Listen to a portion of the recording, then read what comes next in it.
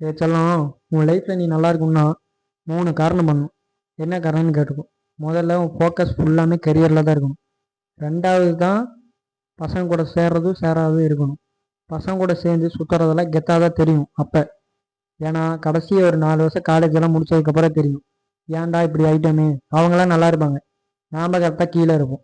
அதனால் நம்ம என்னதான் பண்ணாலும் படிக்கிற விஷயத்தில் படிக்கணும், விளையாடும் போது விளையாடணும், பசங்க கூட சேரும்போது சேரணும். அவ்வளோதான். படிக்கிறது தான் என்றைக்குமே மெயினாக இருக்கணும். கடைசியில் 4 வருஷம் கழிச்சு ஃபீல் பண்ணக்கூடாது. 4 வருஷம் நம்ம இப்போ ஜாலியாக இருந்துக்கலாம். ஏன்னா 40 வருஷம் கஷ்டப்படுறது நாம் தான். இப்போ 4 வருஷம் ஜாலியாக இருந்துட்டு கடைசியில் ரொம்ப ஃபீல் பண்ணக்கூடாது. அதான் இப்போ சொல்கிறது என்னென்னா, 4 வருஷம் படிங்க, 40 வருஷம் ஜாலியாக இருக்கலாம். நம்ம என்ன பிடிக்குதோ வாங்கலாம், அந்த மாதிரி இருக்கலாம். இப்போ நம்ம ஜாலியாக இருந்துட்டோம்னா லைஃபே போயிடும். அதனால் புரிஞ்சுக்கோங்க, என்றைக்குமே நம்மளுக்கு படிப்பு தான். படிப்பை யாருமே நம்மளால் வாங்க முடியாது. அதனால் படிப்பை மட்டும் கான்சென்ட்ரேட் பண்ணுங்கள்.